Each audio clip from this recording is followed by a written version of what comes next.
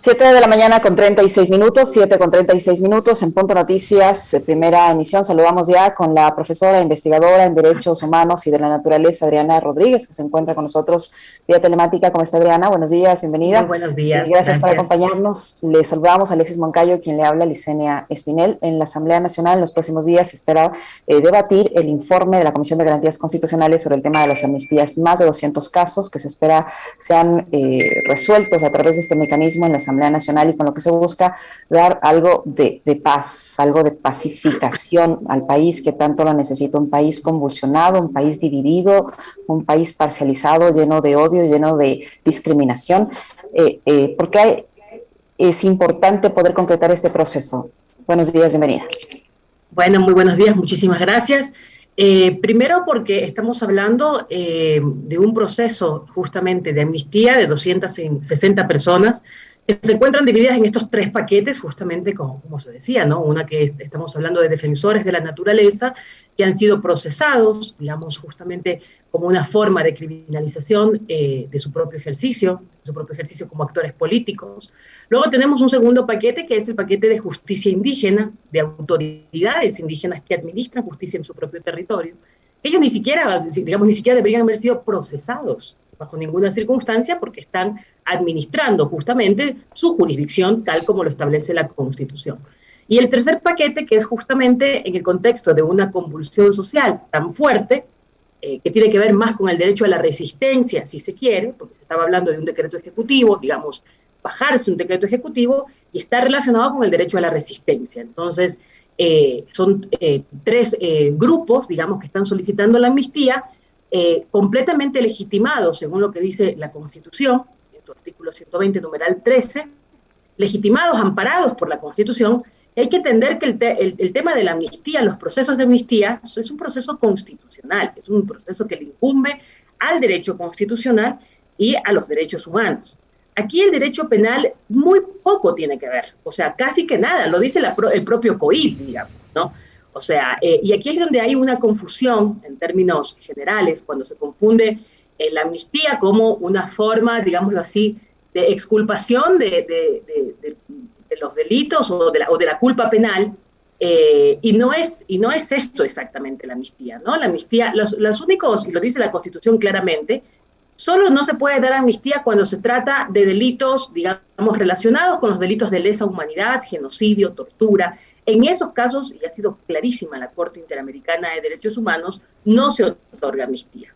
En los otros procesos que tienen que ver incluso, en estos tres grupos están relacionados con la protesta social, con la resistencia y con un ejercicio de derecho constitucional que es la justicia indígena. Lo que pasa es que en nuestro país, digamos, ha habido una criminalización continua hacia la justicia indígena, que ese es otro debate, ¿no?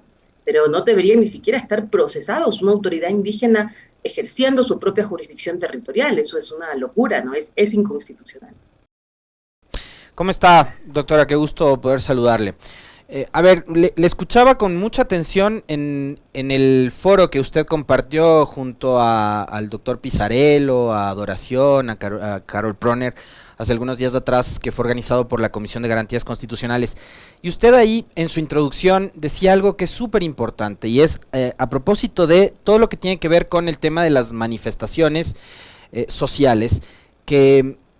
Y a pesar de que tenemos una constitución que es garantista justamente de la protesta social, acá se está intentando judicializar y enviar desde, digamos, la justicia un mensaje que termina siendo contradictorio para una sociedad que debería ser cada vez más tolerante y respetuosa de los derechos civiles. Y uno de esos derechos que está consagrado precisamente en la Constitución es el derecho a la protesta, ¿no? Refiriéndonos estrictamente al tema de octubre, que además ayer nos decía Mario Ruiz, quien va a ser el ponente del informe en el Pleno, lo de octubre es apenas el 18-19% del universo de casos que están dentro del informe de amnistías, ¿no es cierto? Entonces, ¿cuál es el mensaje que ahora políticamente debe dar la Asamblea al país para decirle también a la justicia, ojo con estos temas, ¿no? Ojo con estos casos de intentar judicializar toda manifestación que termina siendo política y ciudadana? ¿Cuál es el mensaje que debería darle la Asamblea al país? Bueno, la Asamblea tiene que dar un paso adelante también en esto de hacia qué digamos, hacia dónde nos encaminamos democráticamente, ¿no? Ese es el lugar de la asamblea. Es vigilar por la democracia. En un país, digamos, donde la democracia ha estado asaltada constantemente y donde a partir de una constitución que habla de la democracia intercultural, es decir, de una democracia dialógica, y no de cualquier tipo de democracia dialógica, la democracia intercultural habla de una democracia dialógica radical de los conflictos, justamente. Entonces, creer que en un país donde se reconocen los conflictos al reconocer la interculturalidad, justamente, no se produzcan protestas, no se produzcan malestares. Además, porque la institución judicial, digamos, está siendo cuestionada por los actores sociales.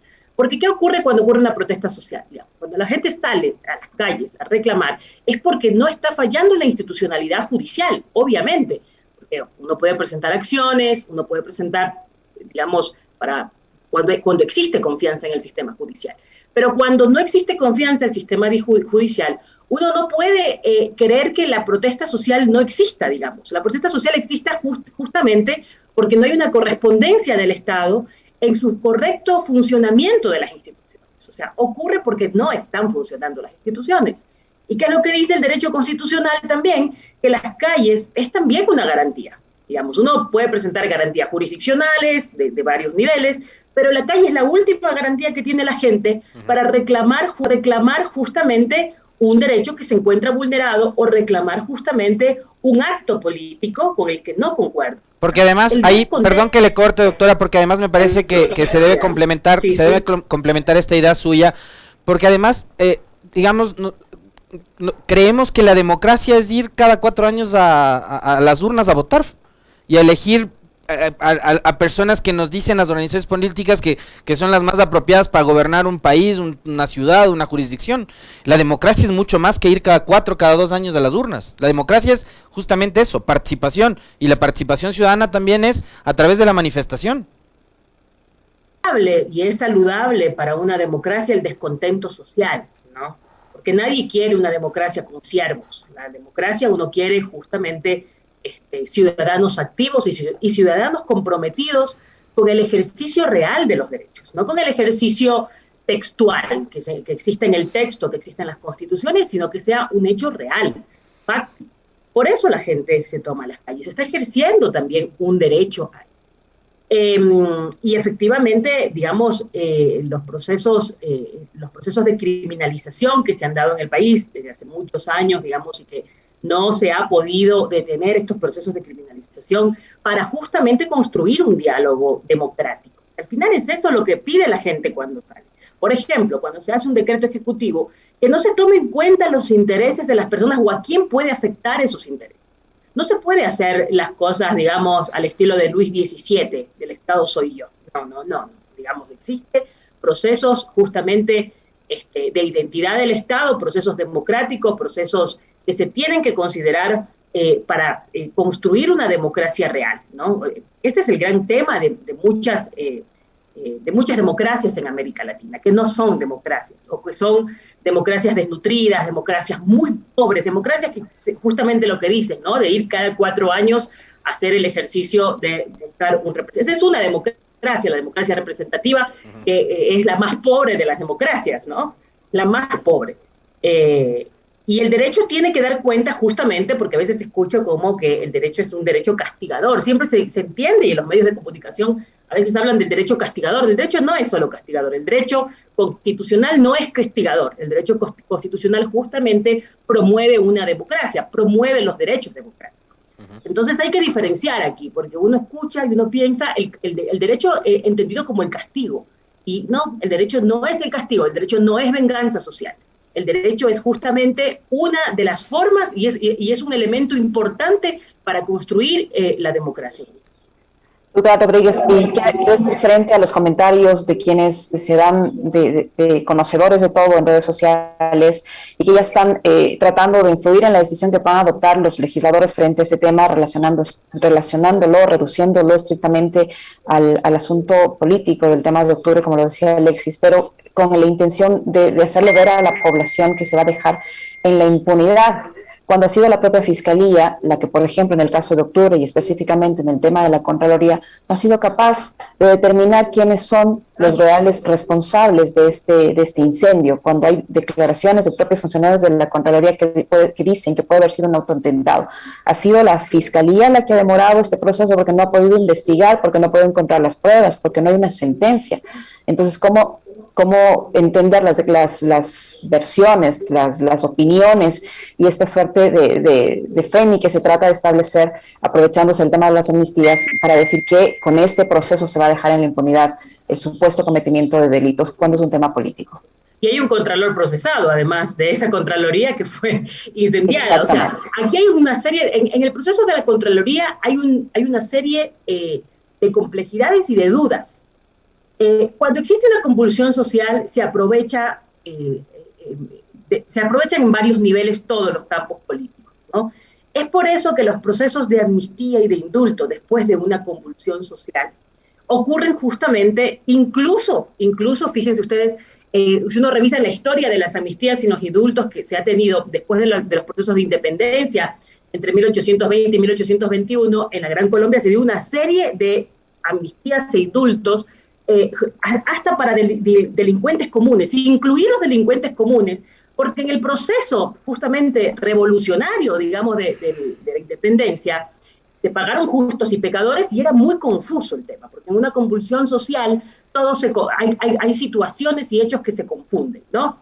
En este caso de la Contraloría, más todavía, digamos, no se sabe si se incendió por dentro, no se sabe si se incendió por fuera, o sea, todo es oscuro alrededor del hecho. Entonces, ante esta oscuridad alrededor del hecho, donde existe incluso un contralor procesado por corrupción, echarle la culpa a la convulsión social suena fácil, digamos, suena fácil.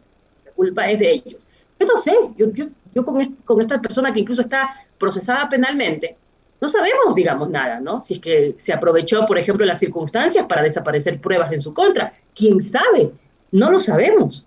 Entonces, ante esto sería injusto, digamos, sería injusto lo contrario. Uno tiene que buscar en el derecho justamente la interpretación a lo que se considera más justo. Además, repito, el artículo 120, ¿qué es lo que dice el artículo 120? Justamente que solamente se excluye de la amnistía delitos contra la administración pública, que no está definido, porque no sabemos, digamos, si se cometió el delito contra la Contraloría, y contra delitos de lesa humanidad, crimen, genocidio. Eso lo dice el artículo 120 y hay que aplicarlo tal como es en un proceso de amnistía. Los legisladores tienen que leer el artículo tal como fue diseñado, el espíritu también de lo que significa la amnistía en el derecho constitucional y el espíritu que tiene además para construir, ahí sí, digamos, para promover una construcción de democracia real, ¿no? Es al final lo que se le pide a la Asamblea.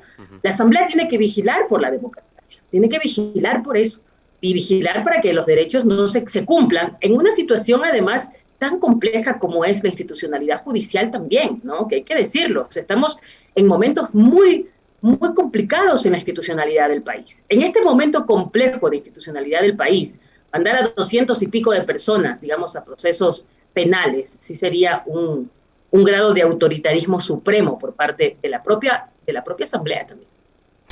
Doctora Rodríguez, justamente para complementar también esta idea y lo que yo le citaba hace un momento de esta fragilidad democrática que estamos viviendo en Ecuador, usted acaba de referirse también al caos institucional que vivimos en organismos como por ejemplo el Consejo de Participación y estas disputas que existen actualmente.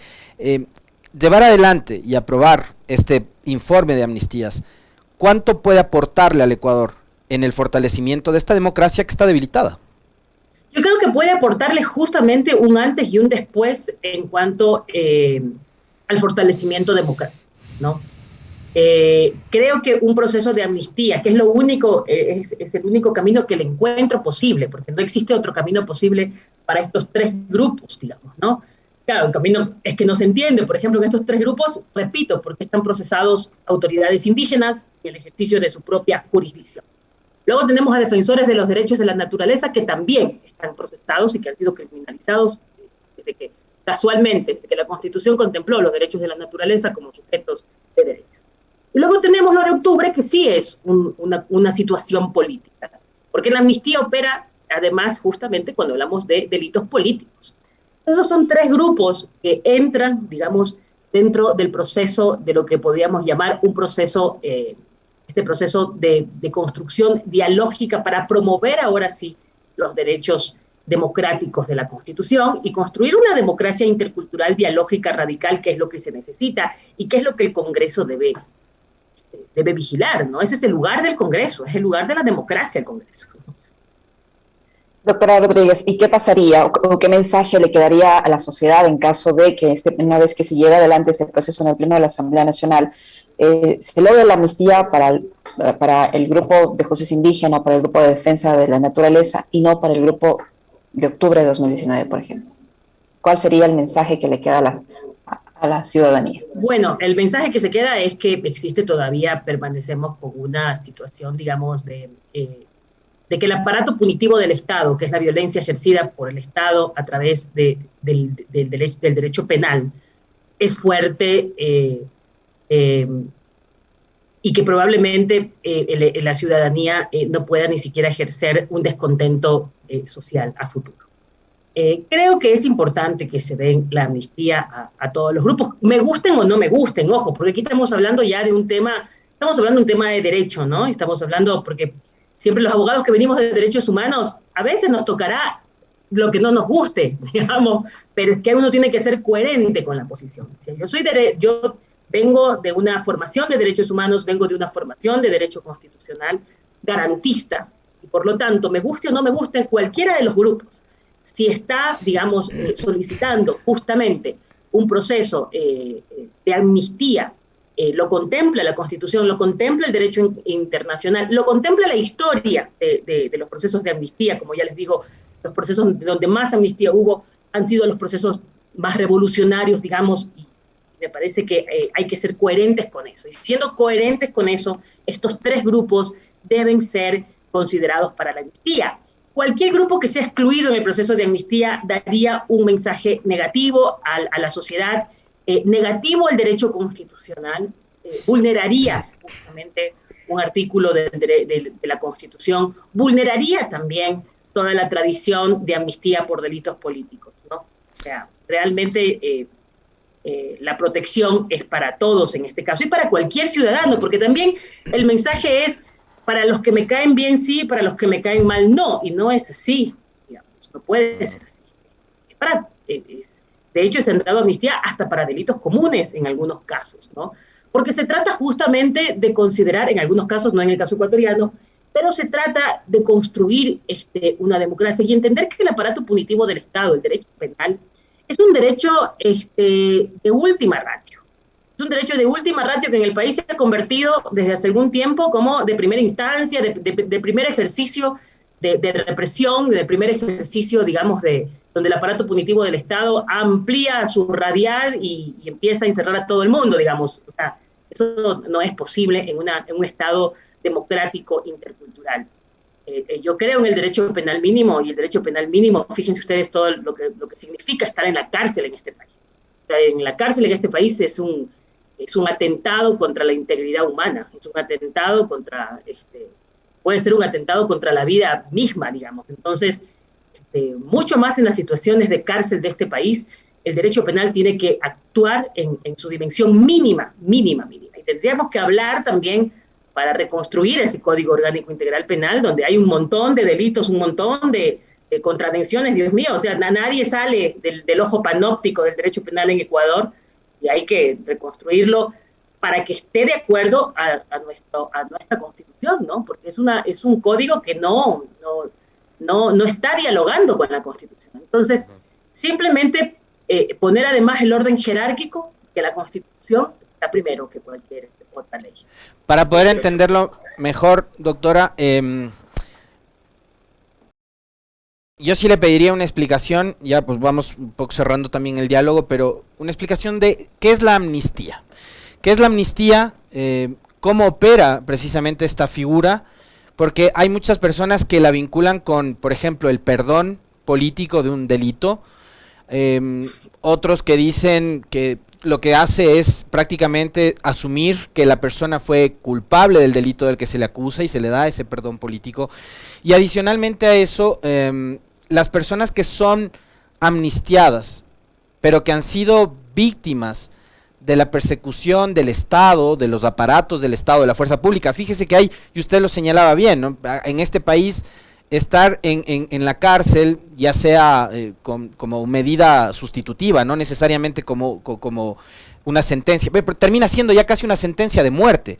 Hubo un luchador social que resultó asesinado en una de las masacres últimas, ¿no? El señor Guayas. Entonces, estas personas y las familias de estas personas están en capacidad, a pesar de haber sido amnistiadas, de demandar a futuro al Estado, ¿o no? Sí, claro, la responsabilidad penal podría darse en determinados casos, ¿no? Pero bueno, la primera pregunta, ¿qué es la amnistía, no?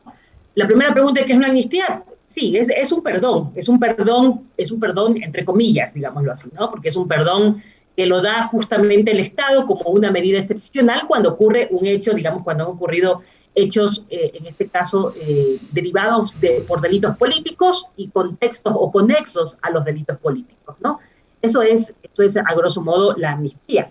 Ahora, hay otras complejidades que tienen que ver con la amnistía, por ejemplo, qué sé yo hablaba también en la ponencia que di en el seminario sobre los procesos de amnistía que se dan en otras regiones, en otras partes, cuando se dio los procesos de amnistía de presos políticos después de haber regresado a la democracia, por ejemplo, ¿no? Las personas que fueron privadas de su libertad y que eran presos políticos.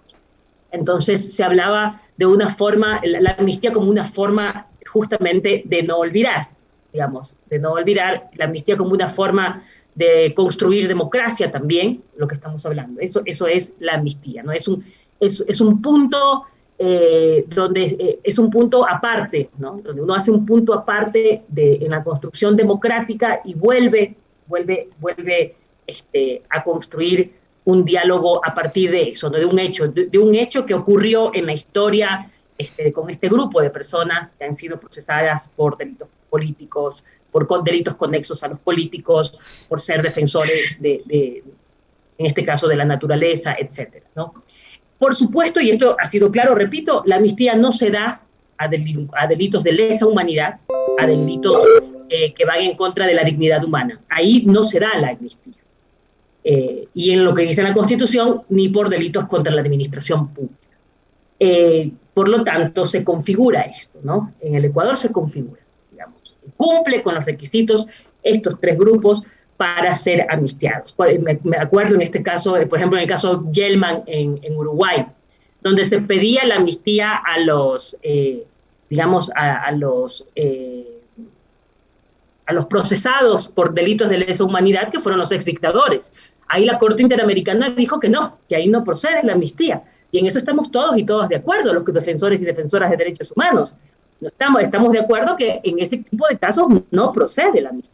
Ahora, en los demás casos sí, en los demás casos debe proceder por el bien de la vida democrática.